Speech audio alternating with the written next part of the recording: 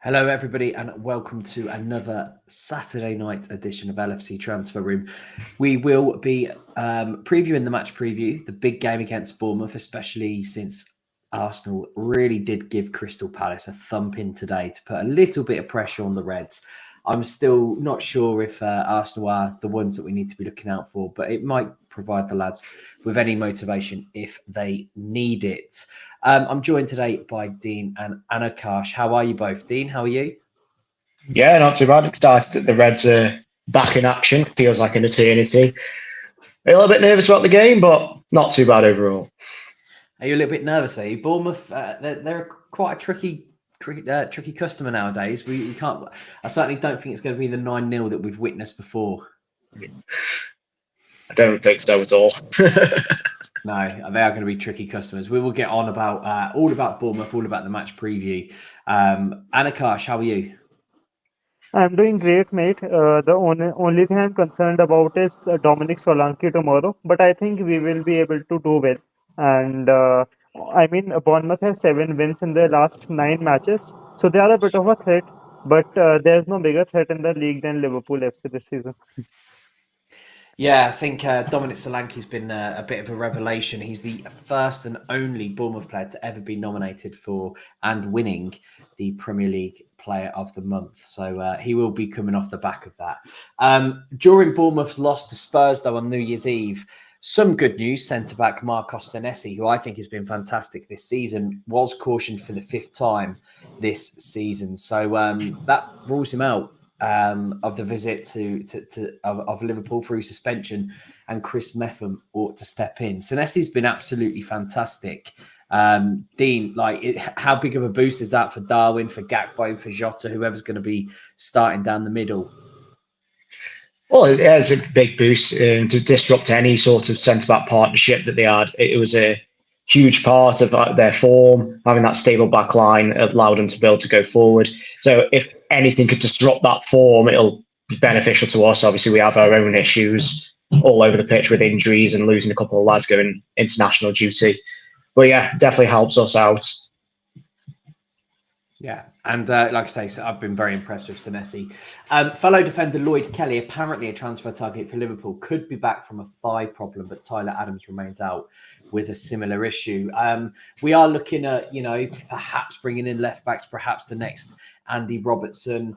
Is Simicast the one who can carry on that burden? I don't know. I'm not 100% sure if he's the one who's going to be our starting left back, Anakash. But is Lloyd Kelly a player that you think that Liverpool should be looking at? He has had a good season. We have been linked to him before. He fits the profile for Liverpool, but is he good enough? I mean, Richie, honestly, Lloyd Kelly and Renato Sanchez are two players who have been linked with Liverpool for, I think, the last 4 or 5 seasons, it seems. And like as you said, it's been quite a while, but honestly, I don't know if Lloyd Kelly can kind of carry on that Robertson legacy. But then when we signed Andy Robertson, we signed a lad for £8 million from Hull City. So like you can never put a marker, honestly, like what sort of a player one will turn out to be. Honestly, no one really thought Mohamed Salah would be that good as he was in his first season. So that's the thing with football. You don't, it's like you won't know until you sign them. But yeah, of course, I think for now, I think players like Owen Beck are a very good prospect for Liverpool. Of course, you might think that I'm speaking the language of FSG right now, but that's not the case. I think we have just some good talent coming from the academy. And I am more impressed by the Fulham left back. I am not remembering the name. Uh, I think it's Antonio Robinson or something like that, the Fulham left back who has been like creating quite a number of waves in the media. I think he is someone who we can maybe who maybe we can target. But for now and the foreseeable future, the left back position for me seems secured with Simicas and Robertson.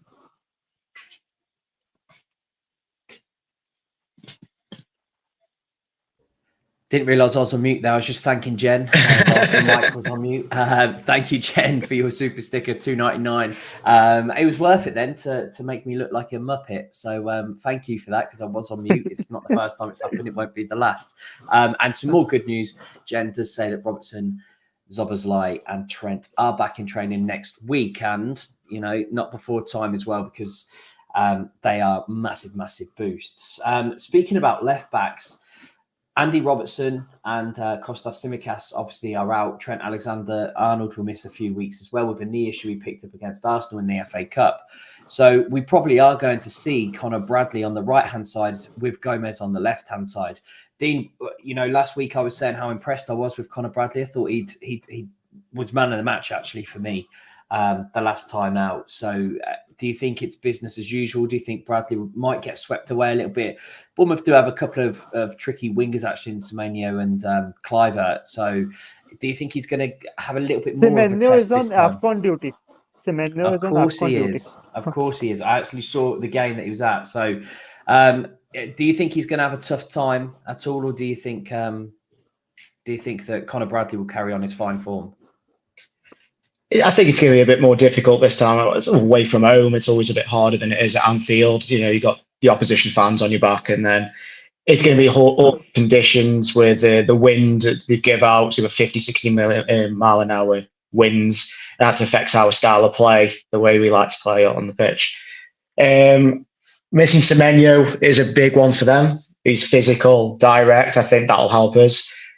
But I back Connor Bradley. After that last performance, he gave me a real big confidence boost. I know he did well against Arsenal, but the fact he completed 90 minutes and he did not look out of place. And that's the biggest compliment you can give to anybody coming into this side, that you don't look out of place. How good this side actually is, even with the players that are missing. So I back the lad to go and perform again. Obviously, Trent should come back in midweek. And then or if Robert or Tsimikas come out on the other side, Gomez will probably go to right back. So this is probably, he's going to be his last chance, realistically, but I'll probably Norwich to stake a claim. But it's just testament to the academy that we've managed to throw this lad in who's barely played for us, and he doesn't look out of place at all. Fair play to him. Yeah, Liverpool are leading the way with academy players playing in the Premier League. I think they've started 9 with nearly 400 minutes played between them as well. So that is a pretty phenomenal stat, and they do keep coming. Anakash mentioned Owen Beck earlier. We've got so many players coming through. They were winning 3-1 actually, the under-18s, when I last saw against Arsenal, and there's another Trent in there that looks absolutely brilliant, and he looks primed for hopefully for stardom under the Liverpool colours. Anakash, no Bajcetic, no Ben Doak, no Thiago, no Matip, no Endo, and no Salah, who did have a worrying injury scare during Thursday's Africa Cup of Nations clash, didn't he, with Ghana? I think hopefully it doesn't seem too bad. And also Szoboszlai is obviously out, as we mentioned earlier. Does we allude to the injury problems, but should this Liverpool side, injuries aside, really have enough quality to see off Bournemouth? Would you expect that midfield 3 to have enough quality to cope with Bournemouth's midfield? Honestly, Richie, my answer would be a plain yes on this, because statistically, if you look on paper, of course, Liverpool look far the better side. But then it's all about how well we can defend them on the break, because we, as you know, we play a very high line, and players like Dominic Solanke can kind of exploit that. Maybe a few seasons back, if you had asked me the same question, I would have said that it was a no-brainer. It would be very unlikely for Liverpool to not win this match. But the team that Bournemouth have this season, and how they have made us struggle to win against them both the times, once in the Premier League and once in the Carabao Cup, I think it was. I think it has kind of shown that Bournemouth are a quality side. And even though if Liverpool manage to win, which I think they will, Bournemouth are not going to give them an easy chance, and they will go right after it till the last minute of the game.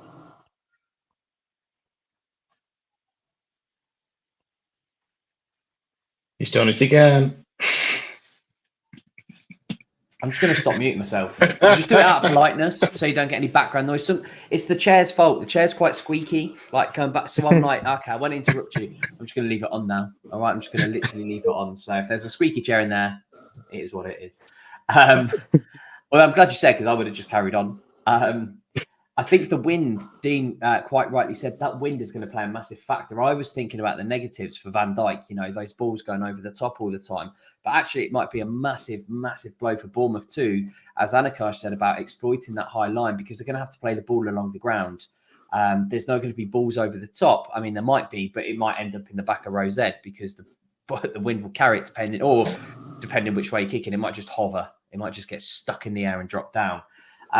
So actually, it is going to be a very interesting game. I think corners, especially, and goal kicks are going to be really fun to watch.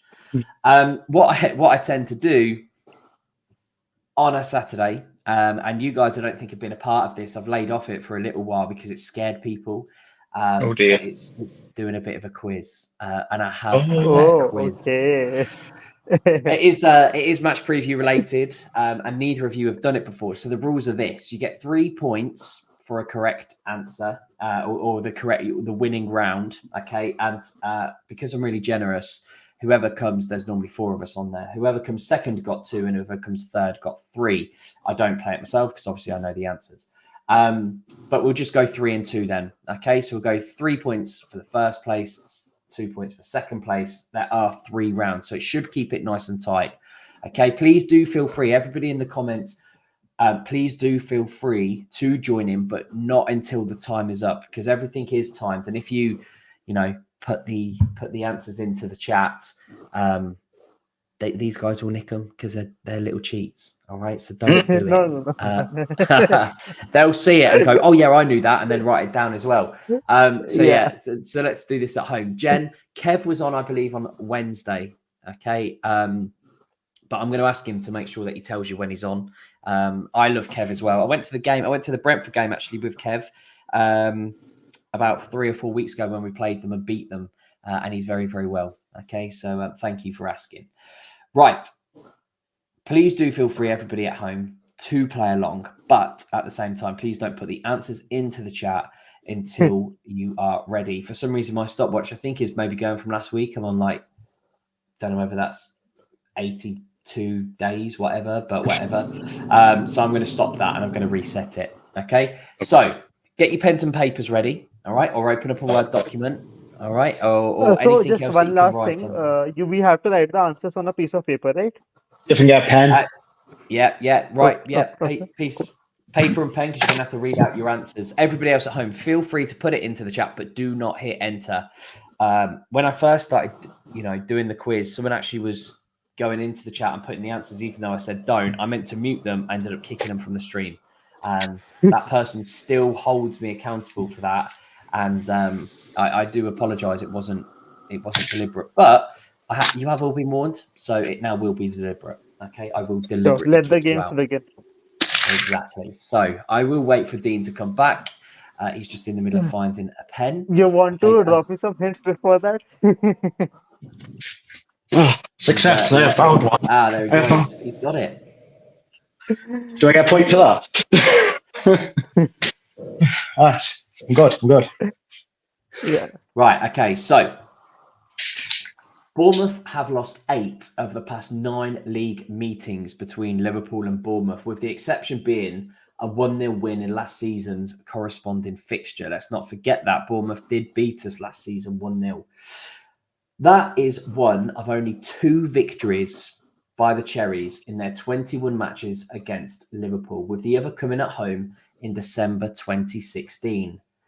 Your task, and for everybody else at home as well, but do not press enter until I say go, is to name as many players in the squad, so the starting 11 plus the 7 substitutes, as you can in 1 minute and 11 seconds. Okay, so I'm going to say that one more time. Yeah, how many Liverpool players can you name which were in the squad that day that lost in December 2016 to Bournemouth? It's 1 minute and 11 seconds. Your time has started. Okay, so write down as many as you can. We are going all the way back to December 2016. It was perhaps actually Klopp's first game against Bournemouth, considering that. Actually, no, it might have been his second. It might have been because he obviously came in 2015, didn't he? So Bournemouth might have been in the Premier League around about then. Either way, it was an absolute thunder of a game. Okay, it was absolutely phenomenal. Apart from the fact that we lost. And yes, Jen, this is just the Liverpool squad. Okay, I don't need the Bournemouth players. We don't need any bad memories cropping up because they did beat us. It was an absolute, barnstormer of a game. However, when these guys tell you the starting 11, you might not be surprised because it was a very makeshift back four. There are a couple of clues there. Okay, it was a very makeshift back four. Okay, so we are looking for how many Liverpool players can you name in the squad that lost to Bournemouth in December 2016? And you have 10 seconds. Okay, this is tough. And I've gone overtime. So what we do first, guys, okay? No one press enter or anything, okay? Hello, Ian. Good, nice of you to join us. Thank you for joining us. We say how many players you've named, okay? And the one who's named the most players gets to go first, but obviously the other person can tick them off as they go and fill in any gaps. Okay, so Dean, how many have you got? 12. 12, okay. Anakash? I mean, I don't know if they're correct, but I would 1, 2, 3, 4, 5, 6, 7, 8, 9, 10. Yeah. 10. Okay, right. Dean, you get to go first because you've got the higher number. All right. Okay. Anakash, if you've got any, obviously tick them off, and then if Dean's missed any, you can add them afterwards. Okay. And essentially, the ones the person with the most point wins. Okay, person with the most correct players. So Dean, take it away. Okay. Loris Karius. Correct. Starting goal. I'm not sure on this one, but Klein. He did. Started right back. Lovren. Lovren started centre back. Klavan. Klavan was on the bench, so it's still a point. Okay, because I did say the squad. So yeah, he started on the bench. Milner. I hate myself. Milner played left back, hence why it was a bit of a makeshift. Although Milner was playing left back at the time, but yep. Emre Can. Yep, got booked. Henderson. Also got booked. Yep. Wijnaldum. Yep, that was the midfield three. Mane. Yes, Mane. It was substitute in the 69th minute. Origi. Origi started up top. Sturridge. No Sturridge. Was he injured? Of course he was. Mignolet on the bench, I assume. Yes, Mignolet on the bench, yeah. I couldn't name the other one. Starters. That's all right. So you got 11. So Anakash, did you have any others? I had Mignolet, Henderson, Klein, Mane, Chan, and Milner. And the others, which I have said, are Lallana. Lallana came off for Mane. Yeah, well done. Lallana came off for Mane. Coutinho, Solanke. No. Okay. And I don't know why I went for Joe Allen. I don't think he was at the club at that point of time, was he? He might have been at the club, but he wasn't in the squad. In the squad, no. Who was the other midfielder? Well, you got the midfield. You had Wijnaldum, Henderson, and Chan. Oh, sorry, the other winger. Sorry, Firmino. Yeah. So Origi's throwing me off. I'm thinking he was. Yeah. So the lineup was Karius, Klein, Lucas Levia. Oh gosh. Lovren and Milner. Very, very, very makeshift back four there. Wijnaldum, Henderson, Chan, Mane, Origi, and Firmino. The substitutes bench, I would have been shocked if anyone got all of these. Well done at home if you did. Klavan, Moreno, Lallana, Mignolet, Ajaria, Woodburn, and one young Trent Alexander-Arnold. Wow. Yeah, so there we go. So Dean takes the first round and he gets a score of 3. Anakash, you get a respectable 2 as well. Okay, so very well done. In McCartney, not a bad name, that McCartney. Out of injured players, do you guys think may be ready? Who do you think might be ready for the Arsenal game? Dean, I'm going to throw that one to you. Well, Szoboszlai should be ready. Trent and Robertson's ready. They should be training this week, so they should be back for Fulham. So Arsenal's 2 weeks away, isn't it? I think. I think Tsimikas will be back for then, but I can't see anybody else. Even when Bajcetic and Thiago are training, I think they're going to be training for a couple of weeks before they get any minutes whatsoever. I think that'll be it. That's your lot. Maybe, obviously, depends on how AFCON and Asia Cup goes for Salah and Endo, but that's we'll wait and see on that. If they're out early, then they should be back. But other than that, in terms of injuries, it should be them four. Anakash, do you think Salah, with his injury, do you think he comes straight back in, or do you think that actually he might need to? If it's Arsenal that the game he's going to come back in, do they throw him straight in? Obviously, it depends on the severity of his injury. But let's say it is a knock. Do you think he goes in or not? I think he might come on as a sub because I think there's a psychological kind of what should I say, disadvantage that happens after AFCON. We have seen that with Salah primarily before. So I think Klopp would want to give him a bit of a breather rather than rush him straight back in. It happened last time around with Thomas Partey when he was rushed back straight in and got a red card against Liverpool in the Carabao Cup semi-final some time back. So I think players who have come from AFCON kind of need a breather to kind of get into the thick of things. So it might happen that he might give him some time to, put him in the line. Yeah, and listen, I completely agree. And I know that Mohamed Salah hates to sit on the bench, but at the same time, if Diaz is firing, Gakpo, Jota and Nunez is firing, and if Elliott's doing well, if it is Elliott who's going to start on that right-hand side, and we'll talk about that in a little while, maybe it won't do Salah a bit of, anything bad to come off the bench and absolutely terrorise that Arsenal back line like he has done before. Right, let's get back on to the match preview then, because Bournemouth have won 7 of their 10 most recent league games, and they actually failed to win any of their first 9 under Andoni Iraola. So he's done an absolutely great job of turning it around. I did think the newly promoted teams would bounce straight back down, and obviously Bournemouth looked destined to be in that fight. But they have definitely pulled themselves up. Not by, any stretch of the imagination, just down to Dominic Solanke, but obviously his contribution has helped. Their tally of 19 points from the past 8 games is more than any other top flight side over that same period. I didn't know that. It was a great fact that I found when I was researching, obviously for the stream. A 6th away win of the season on Sunday for Liverpool, though, would match their tally for the whole of 2022 and 23, highlighting how bad we were away from home last season, like so poor. So hopefully that does happen. Let's talk about the right-hand side then, because the absent Mo Salah was the only player to start all of their league games this season, as in Liverpool, and they are unbeaten, though, and this will hold a little bit of hope for everybody, in the last 10 games without him since he joined the club. Okay, so when Mohamed Salah has not been available, Liverpool have actually won 7 and drawn 3, winning the last 4 in a row. So who starts on that right-hand side for you, Anakash?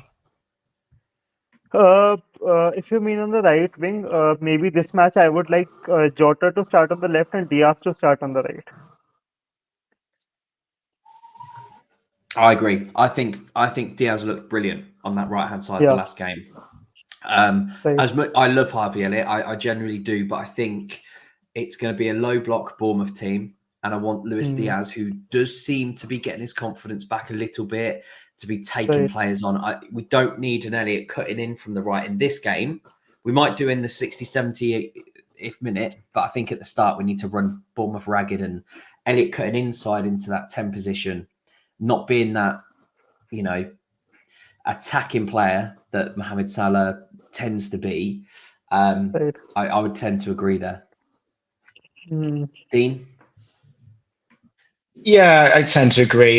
We had about 40 minutes of Diaz on the right-hand side against Arsenal. It looked very exciting. What could the possibilities we can get from it? I do think Klopp will be tempted to shove Elliott on that right-hand side. He seems to be the go-to, doesn't he, the last couple of games. The only thing I would say, if that does happen, Nunez has to start on the left. Has to. I think if Nunez can start on the left and got Elliott cutting in a lot, it gives Nunez a lot of chance just to get in the box and be a support for whoever plays up front, hopefully Jota in the central role. That's the only way I would support it. The only different way I would support it as well is if Szoboszlai was fit. because the one game where Elliott did start on the right, Sogo played in midfield, and they both linked up brilliantly well. And I think it suits the right-hand side when Elliott starts if he has someone running beyond him from midfield. But Gravenberch doesn't seem to do that. And then obviously they've got Gakpo as the alternative just because of the injuries. So I would like Elliott in midfield for this one. The only question would be, will he provide support for Bradley enough? With us being away from home, that is the question mark. That might wing things to make Klopp go to stick him on the right-hand side. So hopefully if that does happen, Nunes does start on the left, but my preference would be to have Diaz on the right as well. That midfield is a little bit of a conundrum. Obviously, with Endo not playing as a 6, you would probably expect to see Alexis McAllister there, slotting in with a 6, Jones on the left-hand side. And yeah, Elliott doesn't provide a lot of space, a lot of support for Bradley, but Bradley isn't as attacking, I don't think, as Trent, and he's certainly not going to cut inside into that 6th position. So he might actually hold his position quite well. Who would you play in that 3rd slot in midfield, Anakash, if we are going to say Max at 6, which is probably likely, and Jones retaining his position, as he has done so well on that left-hand side of central midfield?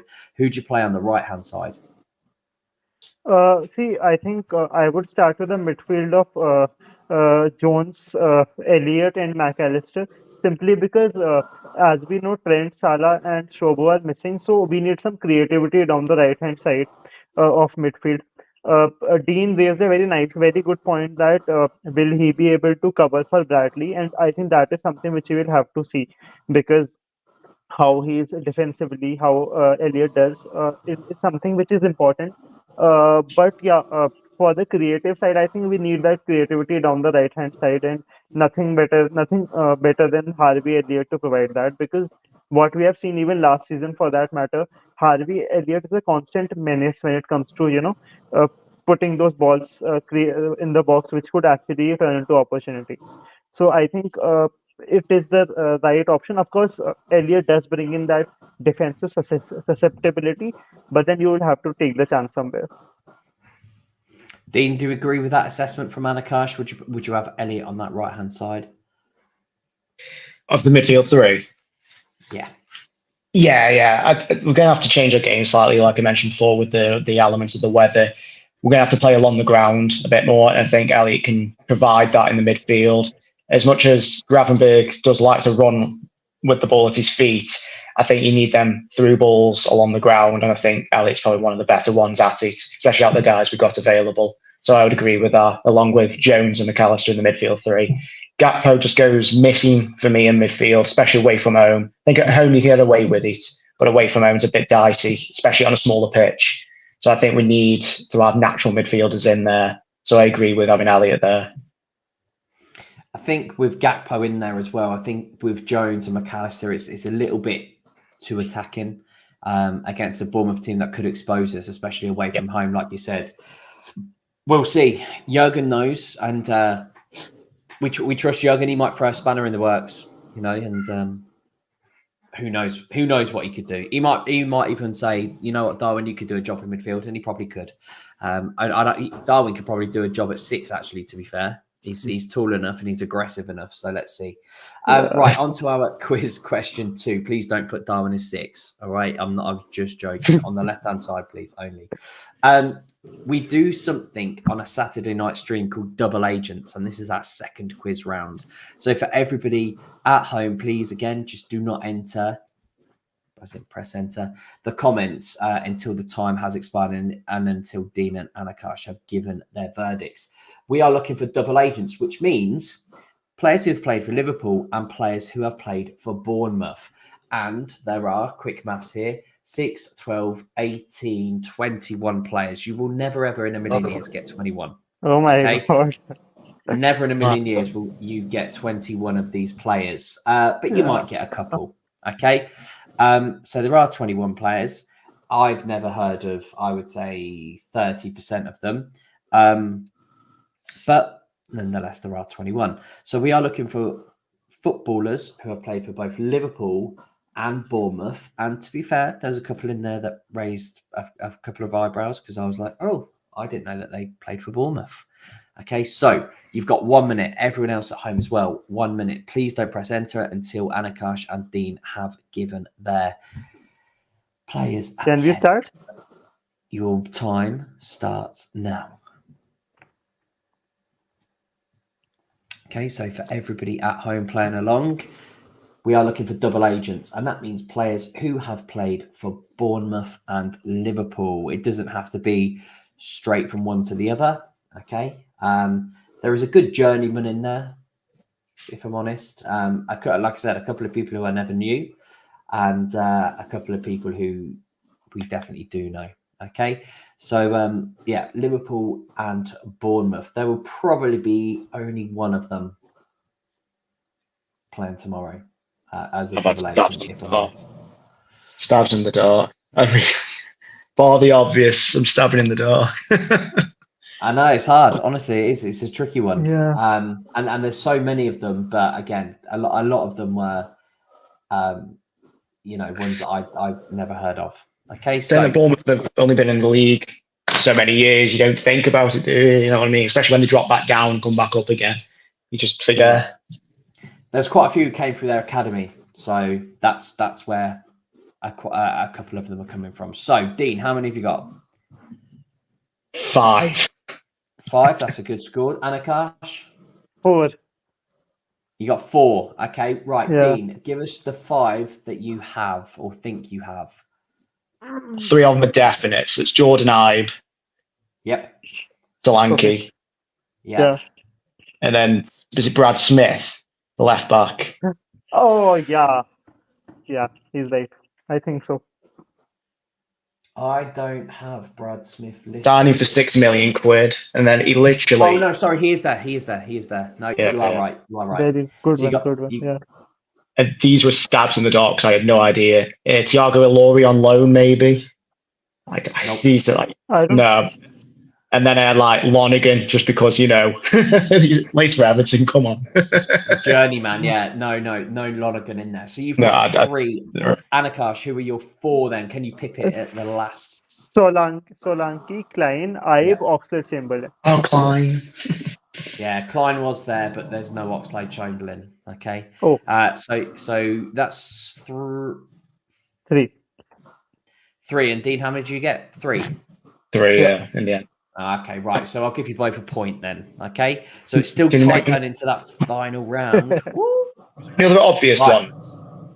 Right. The obvious ones. Adam Lallana. Oh, he did. Obviously, I thought he that. played for Southampton. Don't remember that.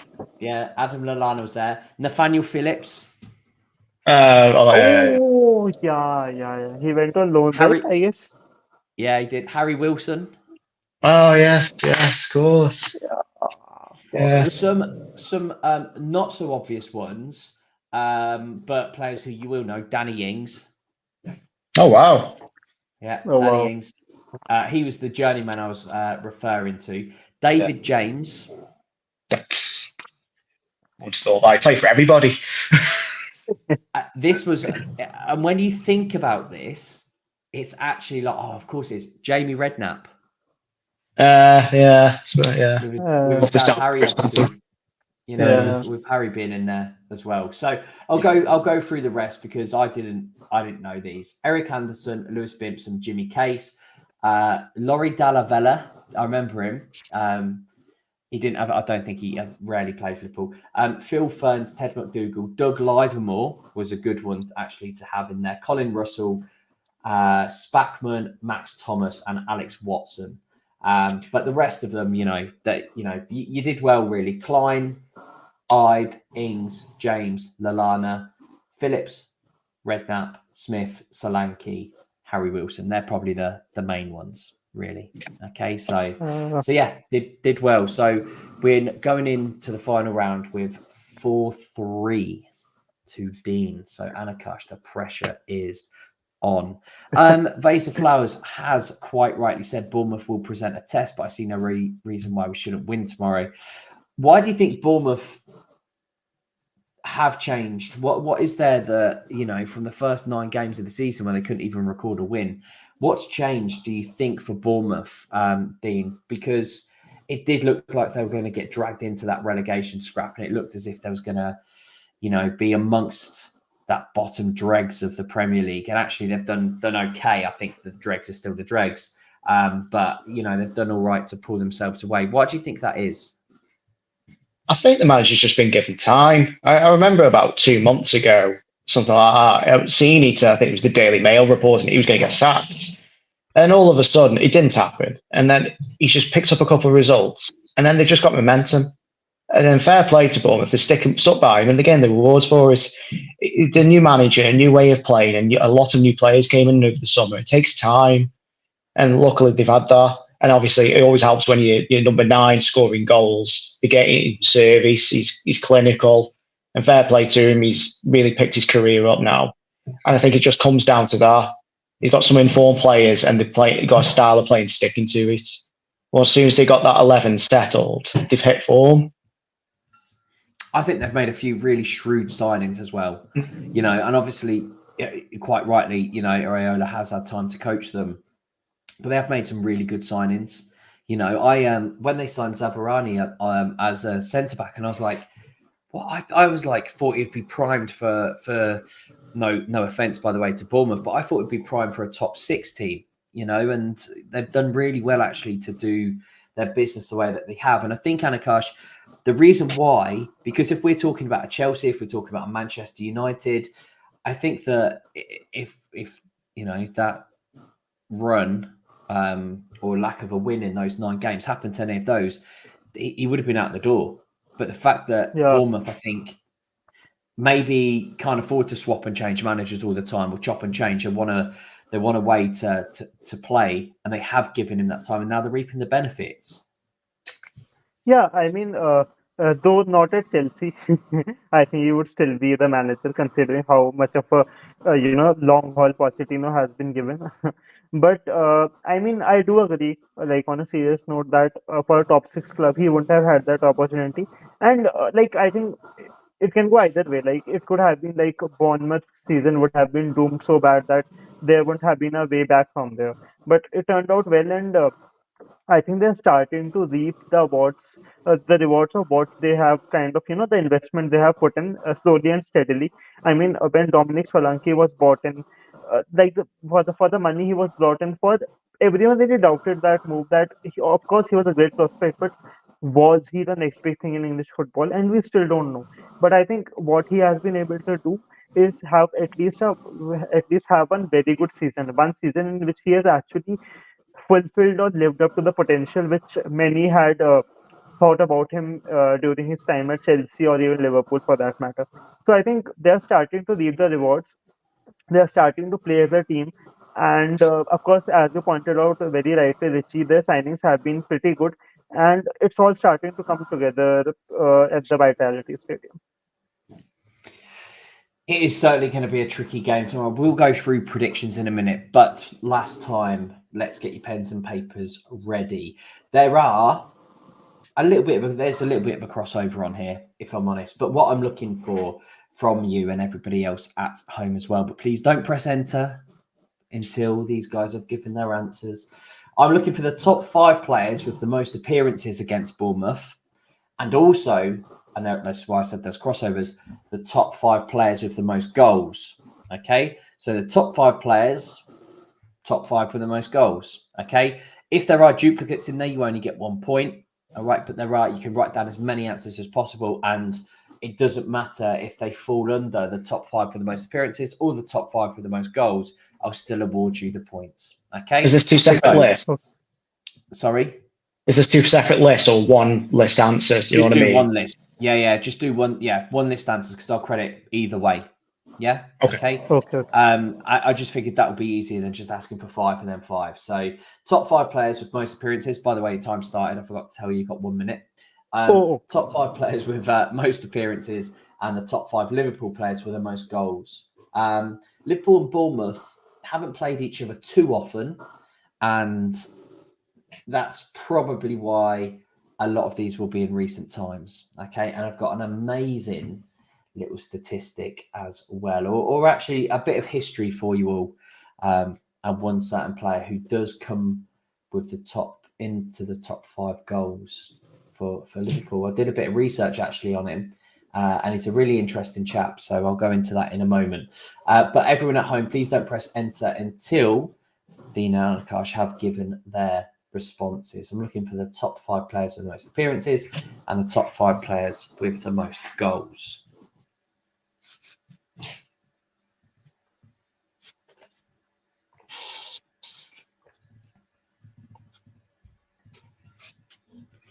Oh, and your time's up. Okay, so just going to say hello to a few people. Vase of Flowers, this is twice you've done this now, and you have pressed enter without, Dean and Anakash giving their answers. Do you remember what happened last time? Do you remember? It'll happen again. I'm warning you. Ever again. Right, Dean, how many have you got? 1, 2, 3, 4, 8. 8. Okay, Nine, Anakash? 9. 9. Okay, 9. Right, Anakash, you can go first this time. For every correct answer, give yourself a tickety-doo. Okay. So Diaz. Diaz is in there. Yes, he's scored 3 goals Exact. against Bournemouth. Diaz, Salah. Yeah, Salah's obviously top of the list. He's got 9 goals. Mane. Yeah, Mane has 4. Oxlade-Chamberlain. He's not in there. What, you love a bit of Ox tonight, don't you?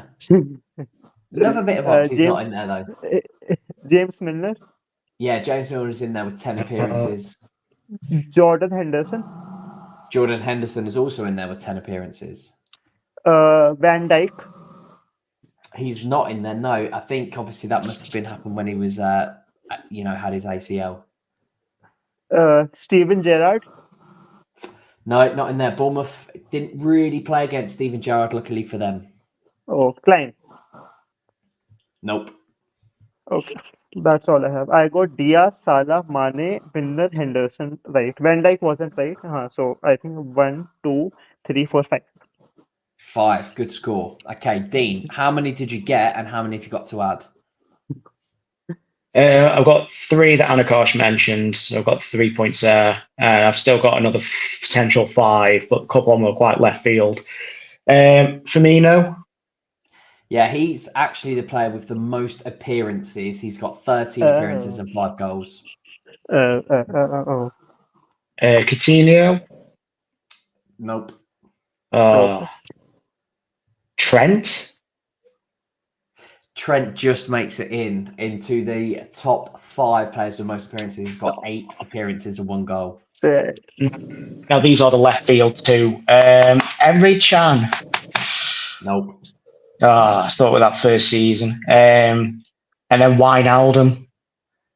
No, to be fair, you've both done really well because you've got every single one apart from one, and that was the one I was going to talk about, and you wouldn't have got him. Okay, so you've both done phenomenally well. So, Dean, how many did you end up with?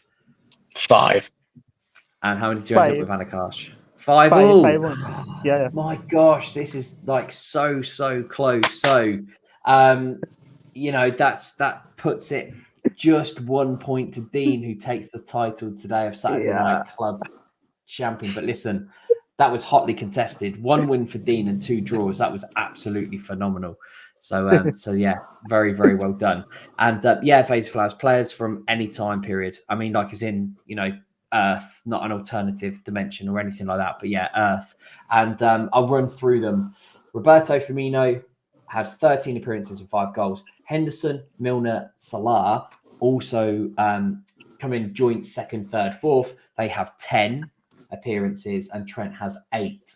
Goals scored, Salah with 9, Firmino with 5, Mane with 4, Diaz with 3, and the one man that I wanted to talk about, Harry Chambers, who again you wouldn't have got unless you're an absolute Liverpool FC swat.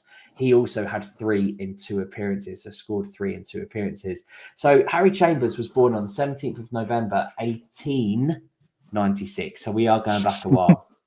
Just a wee bit. Yeah, just a wee bit. But so much so that he actually played 2 wartime games as well. So he played 2 games during the war. But he does have a really impressive record for Liverpool. He has 310 league games and he scored 135 league goals, which is not too bad. That's not too shabby. He won the league championship twice in 1922 and 23, so consecutive league winner. And he did play for quite a lot of teams before joining Liverpool and after joining Liverpool. And actually, in the 2022 season, he couldn't really find his form. And as he was crossing the road, he was actually hit by a car. And he went 7 games without a goal. And he actually blamed, as you would, being hit by a car for his lack of form. Although he then found his form and won 2 championships back to back. So that's really, I thought that was quite a cool story, looking on lfchistory.com. Before this stream, I thought that was quite a good story. So yeah, do look him up. Harry Chambers. His last appearance was in 1928, which he played for Liverpool for 9 years. So absolutely a bit of a legend there. Yeah, not bad at all. Died in 1949. He was actually only 52, so he died quite young in today's. Right, so there you go. So very well done to Dean and very well done to Anakash and from everybody at home as well. Thank you so much for playing along with the quiz. I think it's really for my benefit. I just like to, test people. I think it's being a teacher. I just like to do quizzes. Yeah. It adds a little bit of spice, doesn't it? Right, listen, predictions then for tomorrow while we wrap up. And please do now, everyone, feel free to flood the chat with all of your predictions and goal scorers. Okay, Dean, I'm going to come to you first. What do you think about tomorrow? What's your prediction? And if there are any goal scorers, who do you think gets on the score sheet? I think it might be a bit of a carbon copy to the cup game because that was a very windy game as well. I'm going to go 2-1 again. I think it's going to be a tough game. I think we'll just get through it with the quality we have on the pitch because we're going to have to rely on it. So my goal scorers, I'm going to have to go Solanke for them because why not? It feels like who's going to score for them? It's going to be him. I'm going to go Nunes and then I'm going to go Jota. Both of them, well, especially Jota banging form, and then Nunes, especially if he plays on that left side, he thrives on that side. So I'll go with them two as the goal scorers. Very well. Jota is just absolutely on fire at the moment. Anakash. I agree with Dean here. Even I will go with a 2-1 win, and I think even I feel that Dominic Solanke is gonna 7th times the charm. So I think he's gonna score. But I expect Nunez and Diaz to score tomorrow. I think both of them are very much confidence forwards, and I think both of them. I expect both of them to fire tomorrow. Okay, well, listen, I've put quite a few other comments in the chat, and no one's gone for a clean sheet. So I am going to go for a clean sheet because I do think Van Dijk will keep hold of Dominic Solanke all game. I generally do. Without Semenyo, I can't see there being too much trouble down the flank. I don't think Kluivert's got too much to trouble either Gomez or Bradley if he switches the flanks. So I'm going to go 2-0 Liverpool, and I think Darwin Núñez and Jota both score. But I will say, because someone, I think Dean said Núñez and Jota, I'm going to go with Jota and Jones instead.